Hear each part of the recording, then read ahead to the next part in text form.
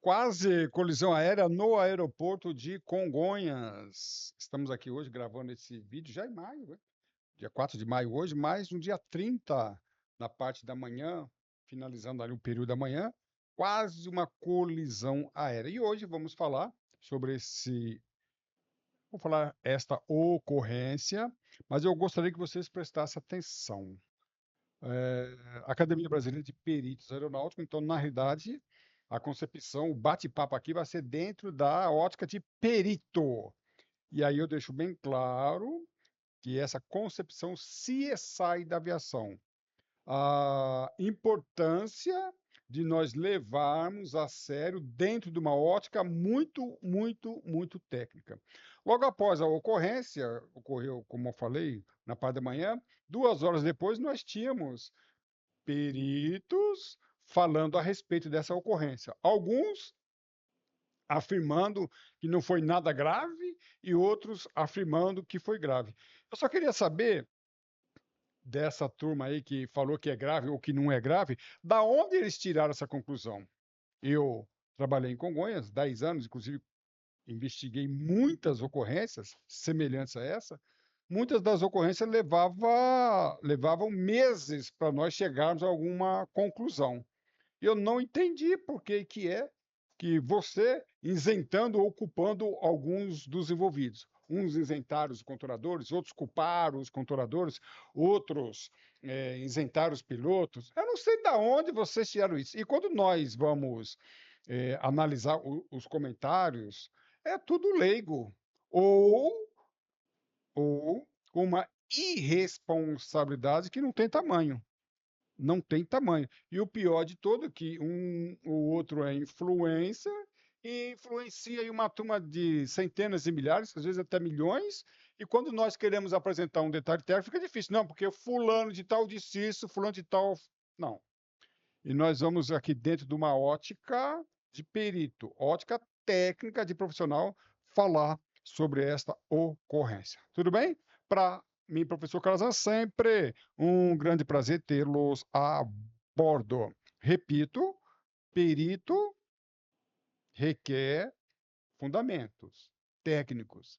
Perito requer argumentos técnicos. E dentro de uma abordagem de CSI, que é uma abordagem diferente da investigação para fins de prevenção. Não é o nosso foco aqui. Não é o nosso foco é trabalhar dentro de uma concepção de direito aeronáutico. Então vamos lá, pessoal. De uma forma muito sucinta, tá? Nem tão claro, porque mesmo porque que requer muitos detalhes, mas em síntese foi isso, tá bom? Uma aeronave estava decolando. Claro que não é desse tipo, era um RJ195 da Embraer. Isso aqui é um Bandeirante, a título de exemplo. Isso aqui também é um Airbus e foi um Boeing. Então vamos lá? A aeronave estava decolando, foi autorizado pelo controle decolar e uma outra aeronave já estava na aproximação.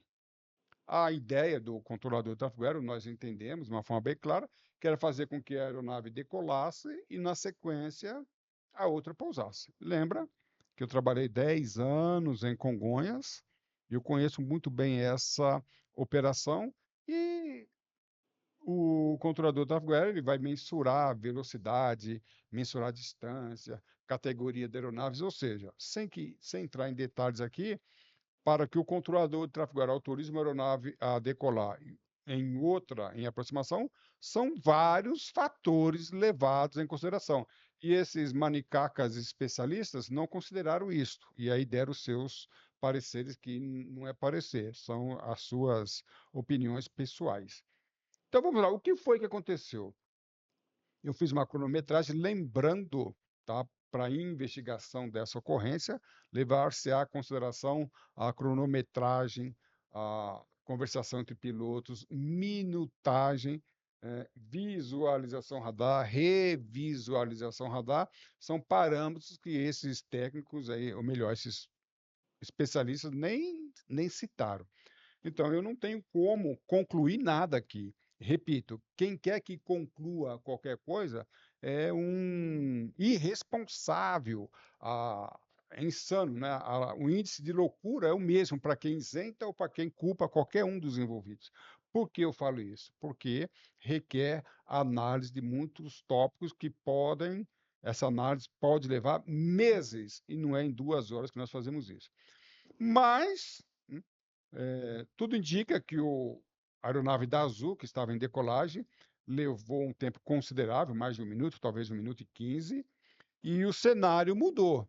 O cenário mudou e entendeu, eu estou falando pela análise que nós fizemos, entendeu o controlador que não daria tempo para que essa aeronave livrasse a pista antes desse pousar. Então, o que o controlador fez?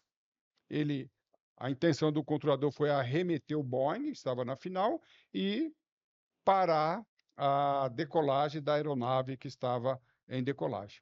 Parece não, com certeza não deu certo. Essa aeronave não respondeu às instruções da torre, decolou com a outra aeronave em arremetida. E eles ficaram numa posição, eu digo que é comprometedora, não posso avaliar a gravidade da ocorrência. Repito, quem subestimou ou supervalorizou fez algo errado, tá? E algumas coisas que nós podemos comentar aqui, né, em relação a essa ocorrência durante o nosso bate-papo aqui. É que eu falo, não dá para falar ser especialista, né? Falou, eh, por que que o controlador de tráfego aéreo não agilizou a decolagem? E ele falou assim, era obrigação do controlador de tráfego aéreo agilizar.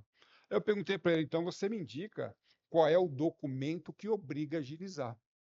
É claro que ele não vai achar, porque não existe. Então, nós vamos trabalhar com uma concepção. Eu já falei, deixei bem claro, é CSI da aviação, é perito. Se você não fundamentar dentro do regulamento, não fale. Não podemos. O camarada tem um desses que falou que era 4 faixas, comandante operou 20 anos em Congonhas com o piloto Boeing. Mas e daí, comandante? Se o senhor falar por falar, qualquer um fala por falar. Eu quero que aponte o documento, o regulamento que fundamente o que o senhor falou. É incrível que na aviação tem muito diz que diz, acho que acha. Quando você pede para fundamentar, isso não adianta nada. Onde que está escrito que é obrigação do controlador de tráfego aéreo agilizar? E ele usou essas palavras. Eu falei assim, onde está escrito isso? Todo mundo sabe, que todo mundo sabe. Então, aponte o regulamento. É claro, muitas vezes, eu, como controlador de tráfego aéreo, pedi para a aeronave agilizar. Esta palavra agilizar, em inglês, expedite, repito, depende de vários fatores. Cuidado, estão fazendo uma análise com aquela câmera lá presa no muro da casa da tia lá. Pessoal, a câmera pode ser uma referência. Você pode trabalhar ali para ter uma olhadinha, mas essa câmera não define distância, não define nada.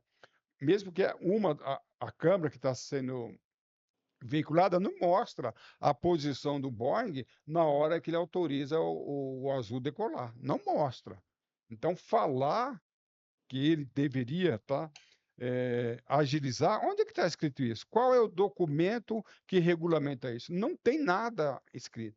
Então, muito cuidado para afirmar certas coisas sem fundamentar. Nós estamos dentro de uma concepção de perito. Perito não fala, não argumenta sem fundamentar. E a fundamentação que nós falamos dentro do regulamento. Então, se você tiver algum regulamento, tá bom?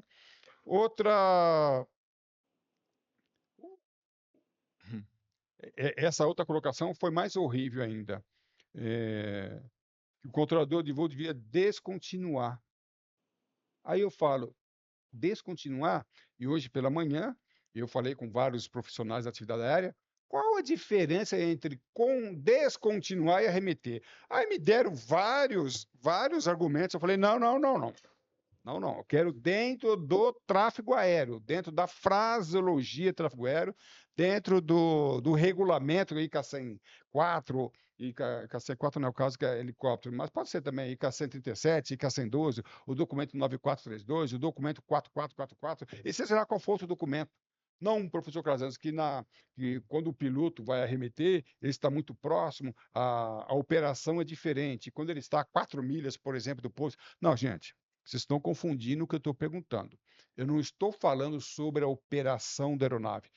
Não tem a menor dúvida que o piloto que inicia a aproximação perdida a 4 milhas da pista é muito diferente daquele do MAPT. Isso aí, quanto à operação, sem problemas. É claro que a operação não é a mesma. Posição do flap, posição do trem de pouso, arremetida, o toga, tudo isso nós sabemos. Não é isso que eu perguntei. Não é isso que eu perguntei. Eu perguntei essa discussão que houve na mídia no final de semana. Qual a diferença em termos de fraseologia? Que o controlador tinha que descontinuar a aeronave. O que é descontinuar? É 1 milha, é 2 milhas, 3 milhas de pouso, é no externo? O que é descontinuar? É muita churumelas. Não.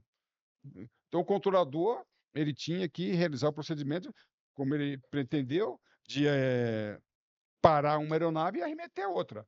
Agora, repito, as câmeras apresentadas não nos dão cenário verdadeiro de distância, altitude, seja lá a altura e diferença entre as duas aeronaves. Tá? Então, repito, quem fez uma análise na mídia, Instagram ou YouTube, fez churumelas e se baseou na câmera, a câmera instalada na cerca do muro da Tia Lalá. Como investigador, muitas vezes trabalhei analisando e meses visualização radar. O que o controlador falou, quando o controlador autorizou a quantas milhas estava a aeronave em aproximação do ponto do toque e qual era a posição da aeronave que estava alinhando. É muita coisa, mas vamos lá, tá bom? A fraseologia, para mim, é essencial aqui nesse caso aqui, tá bom? A fraseologia, isso precisa ser averiguado. Abortar, manter e parar não é a mesma coisa. Então vamos lá. Para mim, esse ponto é essencial e seria muito interessante que esse acidente fosse realmente devidamente, profundamente, amplamente estudado. O controlador fala abortar e muitas vezes, não estou falando desse caso aqui, muitas vezes o controlador ele equipara manter com abortar. E ele falou aqui, né, abortar e manter. Inclusive, eu estive conversando com Christopher. Christopher é um experiente controlador da Skyguide, lá na Suíça. E ele falou, professor Calazans, por que o controlador não foi mais assertivo? Eu falei para ele, porque a nossa fraseologia no Brasil é porca, paupérrima, e não nos dá elementos de uma que garanta a assertividade. E hoje, no Brasil, muitos controladores usam indiferentemente as expressões abortar, manter e parar como se fossem iguais, como se fosse. E não é, não é. Agora, a nossa fraseologia é pobre e a formação tanto para pilotos quanto para controladores trafeguários, no que se refere à fraseologia, é mais pobre ainda. Então, quando a aeronave não iniciou a decolagem, a fraseologia correta seria manter. A aeronave iniciou a decolagem, a fraseologia para parar a aeronave é pare. Não é abortar, gente. Abortar é outra coisa. É pare. Em se tratando que era o caso aqui, que estava comprometendo o safety, o documento 9432, o manual de fraseologia, deixa bem claro, quando o piloto quer interromper, ele tem que falar o stop e a palavra immediately. A palavra immediate ou imediatamente quer dizer reporta questões de segurança. Lá explico, não é a interpretação do professor Calazans. Então você tinha que parar a aeronave, pare imediatamente. A palavra imediatamente deveria acender uma luz amarela, vermelha na cabeça do controlador, na cabeça do piloto. Opa, imediatamente, inclusive o documento 9432 diz, só utilize a palavra imediatamente por questões de segurança, for safety reasons. E aí você vê, o controlador não falou a palavra imediatamente, e para ser mais assertivo, ele poderia repetir conforme prevê o regulamento. O azul, fulano de azul, para imediatamente. Repito, azul, para imediatamente. Quando ele fala repito e imediatamente, questão de segurança. Repito, o Christopher, grande comentarista aí do nosso tráfego aéreo internacional. No Brasil, entender essa diferença é uma diferença muito considerável que os nossos colegas controladores e nem pilotos dominam. Eu me lembro que eu participei de uma investigação em Congonhas na época que nós operávamos comercial, aeronave, o tráfego aéreo comercial nas duas pistas, e nós tínhamos duas aeronaves da mesma empresa com matrículas semelhantes, né? Essa aeronave foi na 35 direita e 35 esquerda. A aeronave da 35 direita foi instruída a manter a posição e essa aqui foi instruída a decolar. Só que houve um problema e o controlador pediu para que essa aeronave parasse. Na verdade, ele queria que essa aeronave parasse. E a aeronave prosseguiu em decolagem, entrando em conflito com uma outra aeronave. Mas o que aconteceu? Na apuração das ocorrências, na investigação, essa aeronave falou que quando recebeu a instrução, ela já tinha iniciado a decolagem. E o controlador falou para ela manter. Manter não é a fraseologia correta para quem já iniciou a corrida. Eu falei, muito bem, piloto, nota 10 para o piloto, é verdade. Se o controlador queria que essa aeronave parasse, uma vez que ela iniciou a decolagem, a fraseologia não era manter e nem maintain. A fraseologia era stop immediately, stop immediately. E depois, na apuração da ocorrência, ainda ele falou que como ele sabia que tinha uma aeronave parada, mantendo a posição 3 na direita, ele entendeu que a mensagem não era para ele, uma vez que ele já estava correndo. A mensagem era para outra. Perfeitíssimo, perfeitíssima compreensão. Agora, o controlador não sabia disso. E agora, eu sempre vou, né, remeter ao teste CAL. O teste de CAL, do jeito que ele é feito, elaborado, é uma porcaria, eu sempre falo, né? Eles medem coisas, inclusive tem checadores do ICAO, avaliadores que não são pilotos nem controladores de tráfego aéreo. Isso que eu queria ver ser testado, isto que eu queria ver ser avaliado. What's the difference between to abort, to stop? Isso que eu queria ver. Qual a diferença? E outras diferenças. Qual a diferença entre descontinuar e arremeter? E descontinuar e arremeter tem uma coisa ainda mais interessante ainda que eu preciso falar. O controlador mandou a aeronave arremeter. Gente, é arremeter ou go around? É arremeter, go around ou execute missed approach? Professor, o cara arremeteu. Olha só que perguntas que fizeram para mim ao longo da semana. O cara arremeteu o professor em cima do outro. Por que que ele não fez curva direita, à direita logo? Ele só fez curva direita após o controlador instruir. Isso aí vai ser avaliado. Não dá para. Mas a pergunta é: go around. Arremeta é a mesma coisa que realizar o procedimento de arremetida?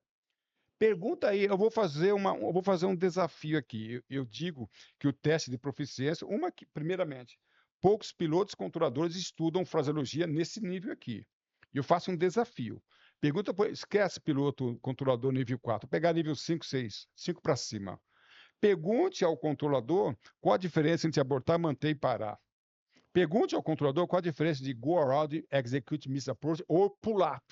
Pergunta a diferença. Arremeta, eu realizo o procedimento de aproximação perdida. Eu tenho para mim que isso precisa ser muito bem avaliado. Porque se o controlador mandou a aeronave arremeter e sem que a aeronave realizasse, o arremeter por si só não quer dizer nada. Vou repetir. A palavra arremeter por si só não quer dizer nada. A palavra arremeter, ela precisa de um complemento. E qual era o complemento? Dependendo da situação, o controlador pode dar uma arremetida diferente daquela prevista na carta. Já vimos isso infinitas vezes. Não sei se foi o caso aqui. Quando eu falei execute missed approach, executa a aproximação pedida conforme instruções na carta, acabou. Porque a pergunta que fizeram para mim foi por que que o piloto da Gol demorou para fazer curva direita. Na verdade, ele fez curva direita após a instrução de arremeter à direita. Isto precisa ser avaliado. E vocês, comentaristas de plantão, precisam fazer isso. Qual a diferença de arremeter e executar o procedimento de aproximação pedida? Em inglês, qual a diferença de pull-up, de go around or execute missed approach? Pessoal, não é brincadeira.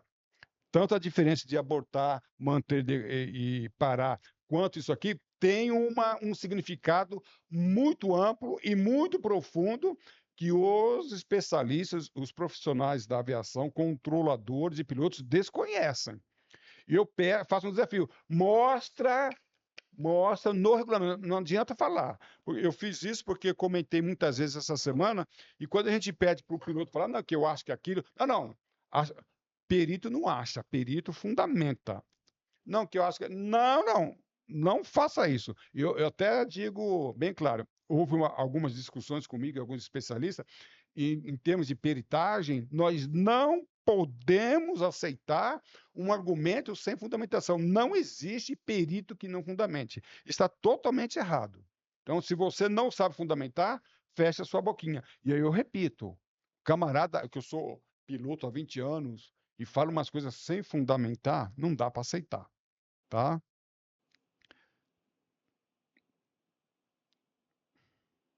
Agilizar, expedite. O controlador tinha obrigação. É só provar para mim. E eu quero só dizer, pessoal, que eu vou apresentar os meus argumentos e nada impede de eu ser contrariado. O professor Calazans não é o dono da verdade. A minha questão é mostrar que nós precisamos avançar. Na aviação, diz que diz é muito comum. Nós não precisamos parar com isso. Quando eu vou na mídia e vejo o camarada com 4 faixas que fala que 20 anos, só em Congonhas, ele operou 20 anos operando Boeing e não fundamenta, você não é comentarista. Pode ser comentarista, sei lá da onde. Tiqués, tá? Tiqués. Outro assunto aqui, tá? Tiqués nós sabemos que é aquele equipamento, né? Traffic Alert and Collision Avoidance System, que impede, que evita a colisão. Eu gosto de chamar de evitador de colisão. E a pergunta que eu faço é o seguinte: deu TA ou deu RA? Deu Tracker Advisor ou Resolution? O que é que deu, comandante? Você que é um comentarista, o que deu? Porque existe, na investigação, existe uma diferença incrível entre essas duas operações.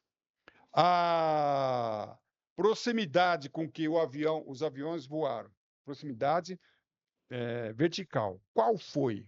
O que indicaram os procedimentos? Lembra que isso vai ser investigado pela revisualização radar e também os equipamentos a bordo. Não é a câmera do muro da tia Lalá. Por favor, não faça isso.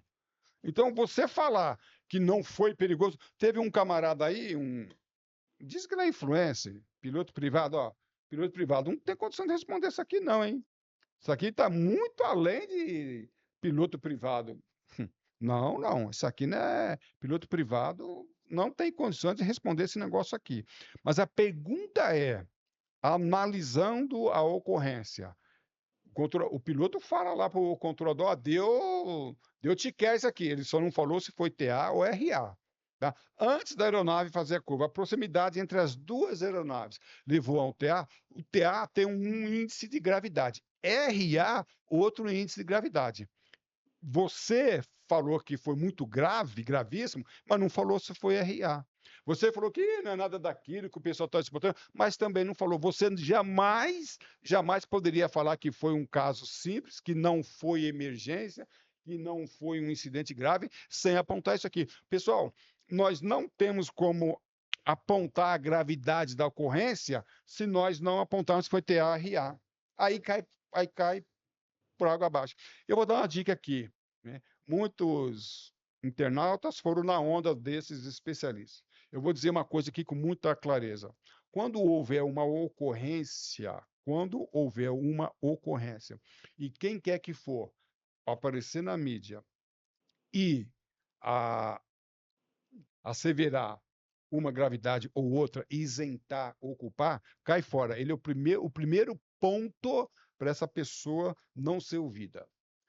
Não importa o que ele esteja definindo, ele pode apresentar linhas de investigação, ele pode apresentar hipóteses, aí tudo bem. Mas quando ele conclui que a ocorrência não foi grave, ou o que a ocorrência foi grave, é um Zé Mané, não houve esse camarada. Isso eu falo, não houve. Repito, eu já pesquisei, investiguei, inclusive com Congonhas, situações como essa, que levou meses. O camarada, em 2 horas, ele define, sem ver visualização radar, sem ver RA, TA, sem analisar a fraseologia, a minutagem das comunicações. Complicado, hein? 22 metros de separação. Não sei de onde tiraram isso. Não sei. Não estou dizendo que foi ou que não foi. As aeronaves voaram em risco de colisão a uma diferença de 22 metros. Não sei se foi 22 metros lateralmente falando, se foi 22 metros verticalmente falando. Não sei de onde tirar. E pode ser, tá? Pode ser que tenha sido 22 metros, até menos, não sei. O problema não é falar isso, o problema é falar com tanta precisão de 22 metros. Podia falar 22 metros, 22 centímetros e 22 milímetros. Não sei de onde tiraram isso. Pode ser, né? Inclusive, dando entrevista aí para a mídia, eu falei: olha, eu não sei a que distância eles ficaram, mas se ficaram 22 metros, é sim uma distância comprometedora. Aí fica aí a conclusão de um incidente gravíssimo, o que eu chamo de quase colisão. Tá bom? E aí, pessoal, vamos lá. Olha só que coisa interessante.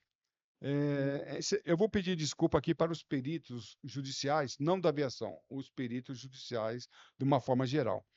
Quando se vai investigar um crime ou uma ocorrência que ainda não sabe se é crime, o que que foi, vários fatores da investigação são levados em consideração: vestígios, evidências, indícios, provas.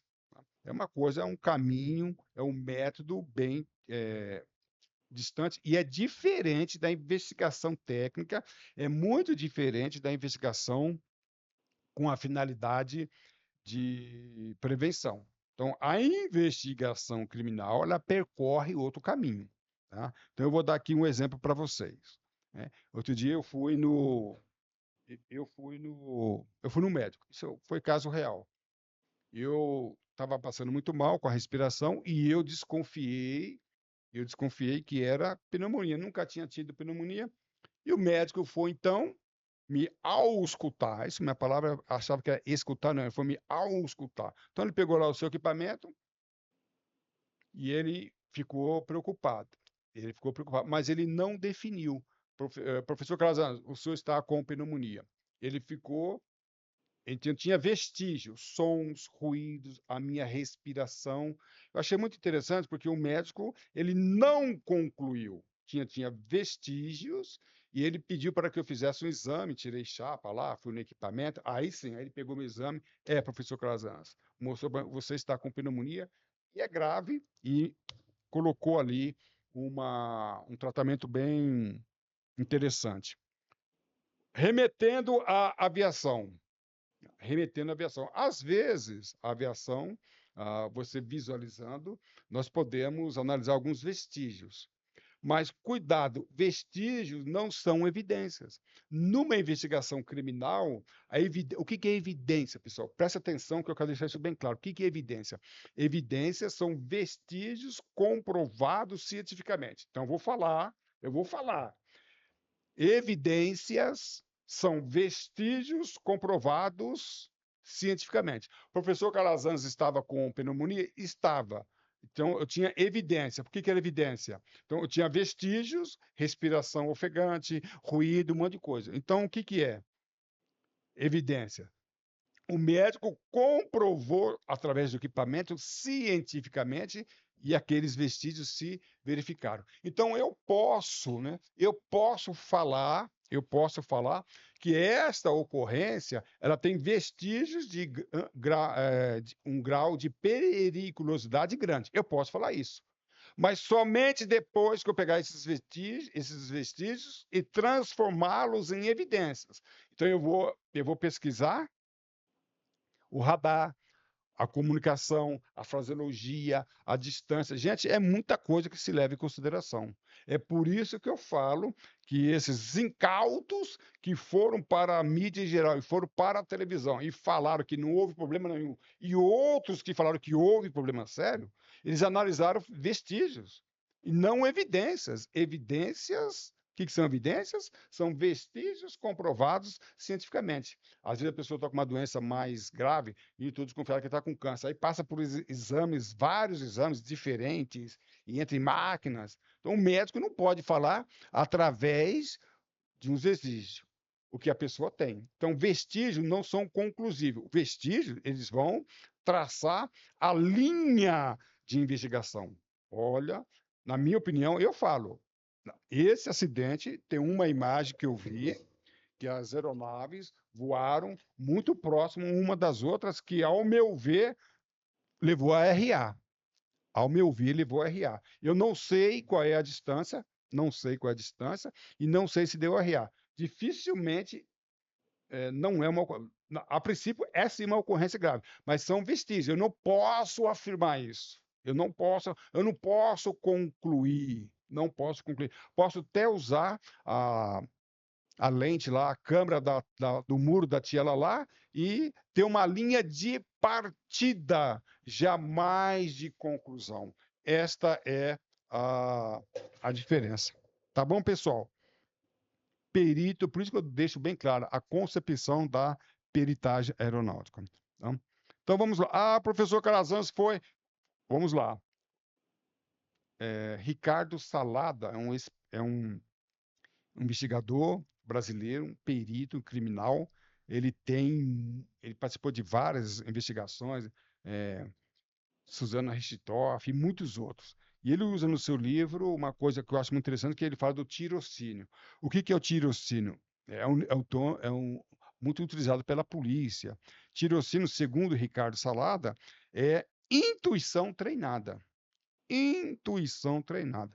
Então as pessoas falam: professor Casano, você não tem que falar nada agora, não, que só o CENIPA vai investigar. O professor Casano tem 10 anos de Congonhas como controlador, instrutor, e tive a oportunidade de investigar várias ocorrências. Então, eu não posso concluir, mas a minha intuição treinada me leva a crer que houve uma ocorrência grave, um incidente grave, que eu não posso concluir agora. Eu não posso concluir. Mas as linhas de investigação, montando todos os vestígios, vou trabalhar com as evidências e até chegar em prova. Olha que uma investigação judicial chega em prova. Lembrando que a investigação técnica das autoridades aeronáuticas não chega nesse nível, não, gente. Para lá em fatores contribuintes, não chega evidência, nem prova, mas não é a finalidade dele. Não é a finalidade dele. Tá? Então, intuição treinada. Lembrando que intuição treinada, isso aqui não é coisa de leigo, não é achismo. Não é achismo. Repito, na minha opinião, houve uma ocorrência grave, o TA, o RA vai nos indicar isso. Vou fazer uma visualização, uma leitura da visualização radar e chegar lá. E eu faço um desafio aqui com vocês. Eu posso me enganar, mas vamos aguardar as investigações, vamos aguardar. E aí eu posso estar errado, mas a probabilidade que eu esteja errado é pequena. Eu faço um desafio aqui, e se errar, errei mesmo porque eu não estou concluindo nada. Errou é quem concluiu, aí que chegou para. Foi nada demais, você não tem competência para falar isso, tá bom? E aí nós falamos de responsabilidade. O que é responsabilidade? Responsabilidade é habilidade, é competência para responder. Tá? Então você não tem capacidade e competência. Por que você não tem capacidade e competência? Porque você não tem os elementos às suas mãos. Hoje eu sou incompetente para definir alguma coisa. Por que eu sou competente? Porque eu não tenho em minhas mãos a visualização radar, não tenho em minhas mãos a gravação dos controladores, não tenho em minhas mãos um monte de detalhes. Então hoje eu sou incompetente, eu não tenho habilidade para responder sobre isso. Então, se eu afirmar negativamente, ou se eu afirmar positivamente, eu estou sendo irresponsável. Então, você, comandante 4 faixas, 20 anos de Congonhas, o senhor foi irresponsável. Você, influência, que foi para a televisão, falou que não tinha nada, você foi um irresponsável. E lembrando que não há nenhuma ofensa pessoal, eu estou fazendo uma avaliação técnica.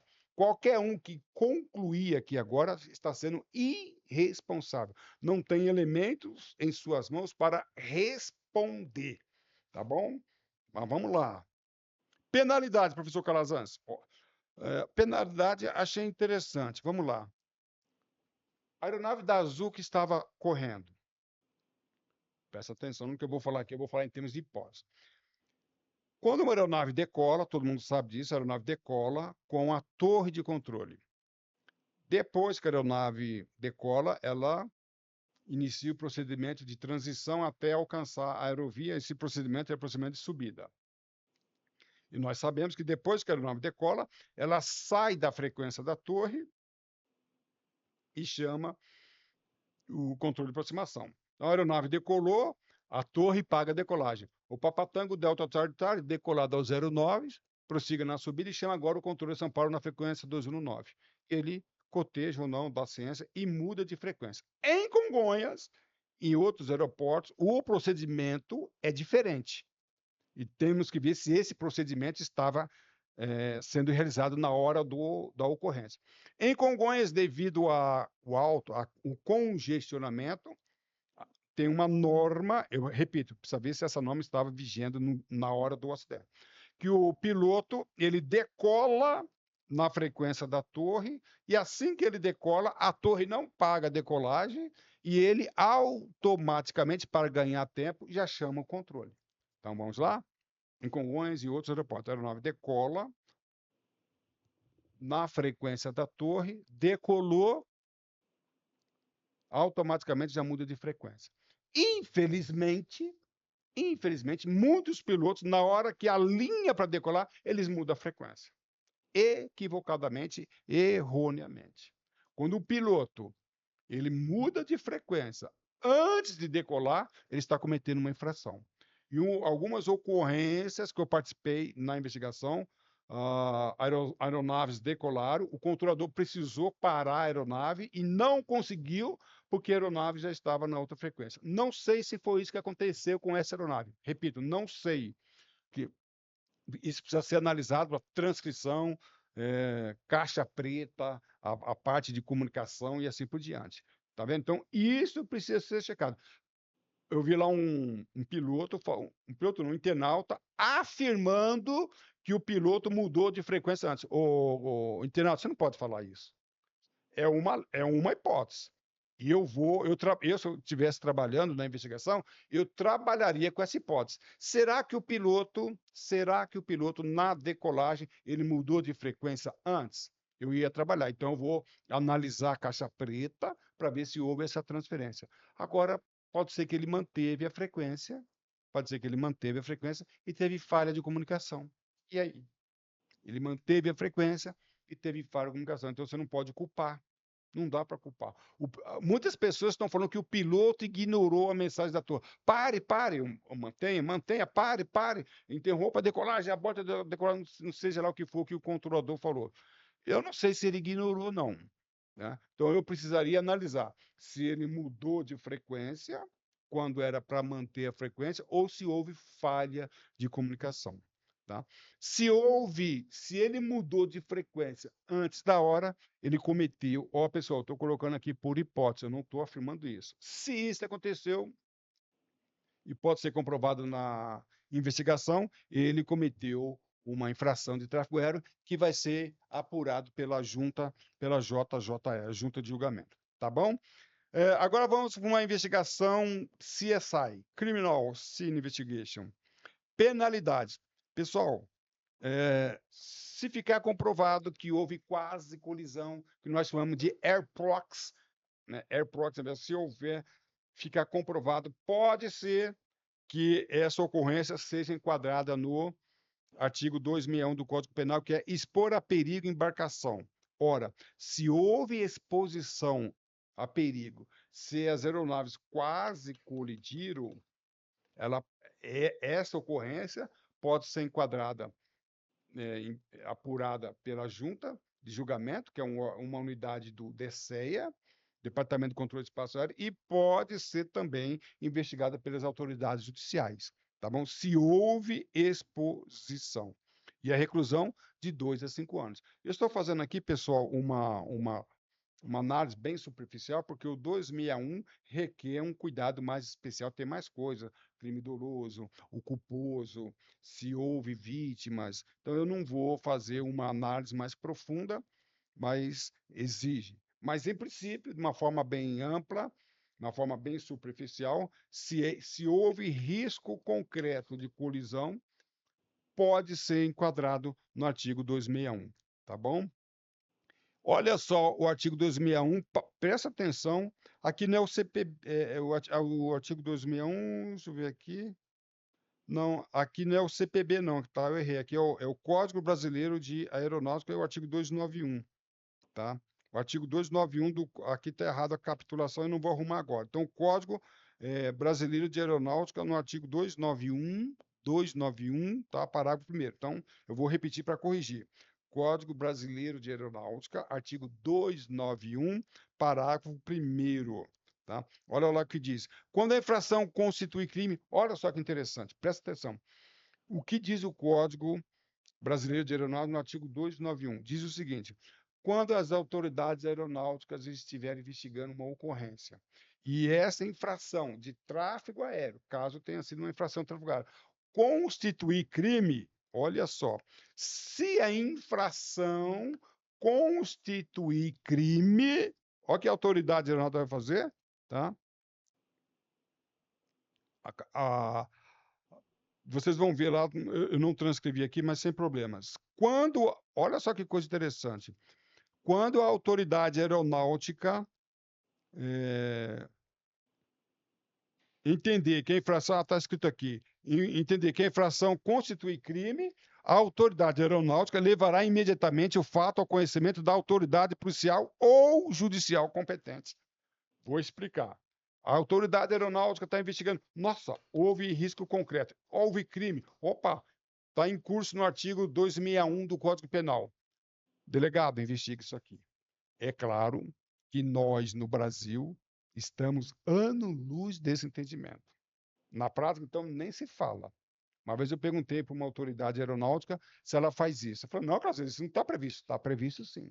Se uma infração de tráfego aéreo incorrer em crime, tem que levar a autoridade. Aqui, está escrito aqui, ó, artigo 291 do Código Brasileiro de Aeronáutica. Eu capitulei errado aqui, vou repetir para corrigir. 291, parágrafo 1º do Código Brasileiro de Aeronáutica, quando constitui crime. Então, a pergunta que fizeram é o seguinte, professor Calazans, qual é a punição do azul?